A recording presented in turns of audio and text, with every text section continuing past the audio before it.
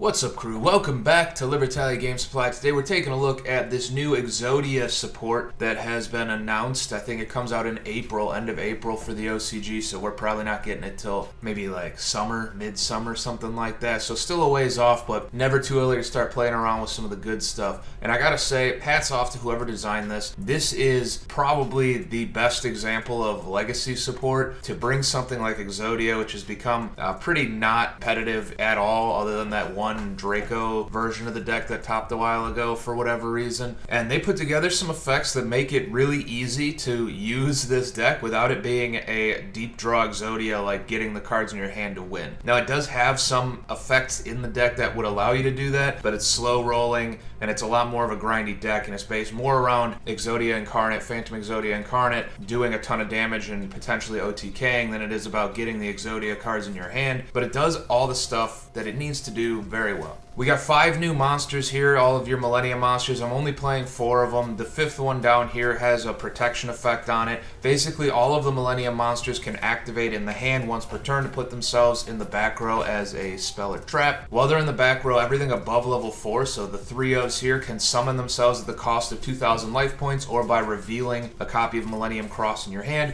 And then when they get summoned, they get an effect. The ones that are below level 4 summon themselves out of the back row if your opponent activates a card effect, and then they give you an effect on summon. So the one that I chose to play of the level 4s gives you a life point gain. You target a monster on the field, gain life points equal to its attack. And that's pretty important because it's very easy to drain yourself very low, which would then make winning with the Phantom Exodia a lot harder, just because you're basing the whole deck around trying to make this guy big and beefy and attack for game. Well, he drains you for 1,000 life points every standby phase. The other 3 are essentially like interchangeable ways to lead you to getting your fusion monster on the field. So on summon, the Caveman will search another Millennium monster, the Golem will search the field spell here, and the Shield will search the Millennium Cross. So best case scenario, Shield in your hand turn 1, or I guess best case scenario would be Cross in your hand turn 1, but if not, Shield in your hand turn 1, set it, pay the 2,000, special it, and get your Cross, and now all the rest of them are free,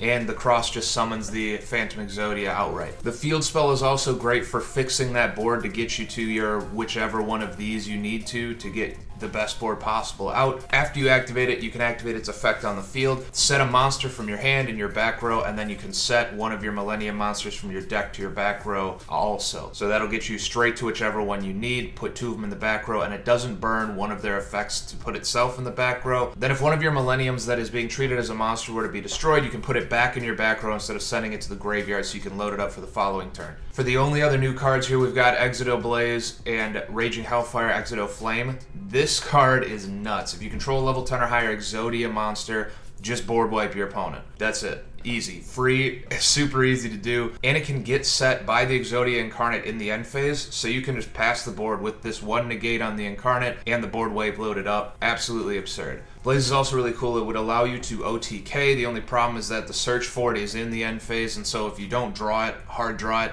this is going to be an after turn 1 play where you dig it out later just because you're trying to push for game. But what it does is when you activate it, you target an Exodia. It's got to be a level 10. This is the only one we're playing, but there are those other Exodia retrains that exist that it could target. Pay half your life points, destroy the back row, and then it places all of the Exodia pieces in the back row equipped to that Exodia monster, and they all get the effect to boost that monster by 2,000 attack, meaning your Incarnate becomes 10k, and it does piercing damage, and that would generally be enough to win a game. For the only other in-archetype card I'm playing, we've got Obliterate. You could cut this down to 1, I think, but I do really like it, at least at 1, as a nice grind card. It's a bounce, so it's non-destruction removal. It does cost you your pieces. You have to send them from your hand or deck to the graveyard to activate this effect. But the Exodia Flame, after it's in the graveyard, can banish itself to recycle your Exodia pieces out of the graveyard or banish zone, and so you can kind of work around that. And the rest of this deck is just deep draw, a little bit of interference, and protecting your effects from going through. I'm just kind of playing around with the idea of the Black Garden right now. Being able to put really low attack monsters in attack mode on your opponent's side of the field with the Incarnate seems really cool.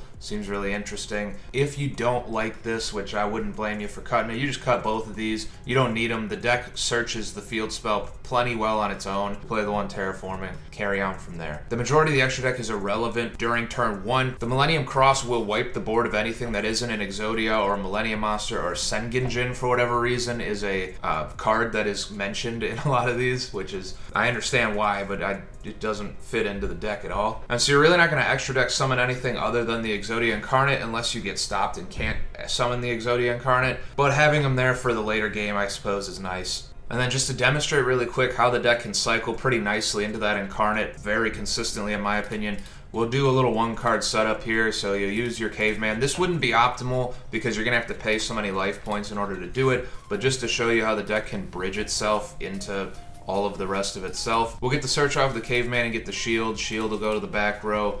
And remember, like I said, the best case scenario would be to open the shield or the cross so you're not paying all these life points. But right here, you already have access to your Millennium Cross. And this is kind of the issue that I think is going to be run into a lot is you would have free link material here if you wanted to. However, as soon as this summon happens, it'll wipe the board of whatever you just summoned, and so you can't really capitalize on it. Meaning that IP is a pretty nice card after turn 1, after you've summoned this. But what you have here off of the one card, and it can be a single copy of either of these, or the Golem, or the field spell plus another monster can get you to the same thing. This is the negate effect on it. But what you end up with here is the Phantom Exodia Incarnate, which can just outright negate a spell or trap when it's activated, and this is a quick effect.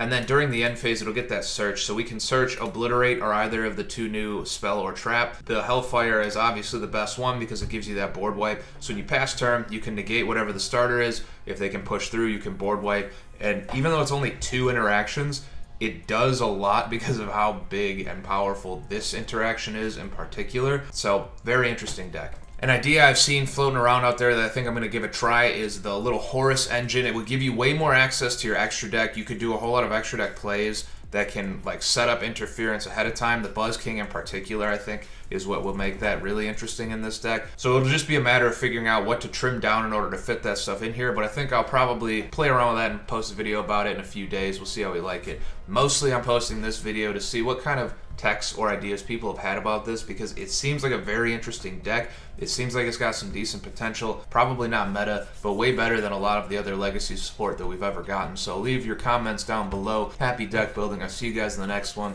Have a good one. Goodbye.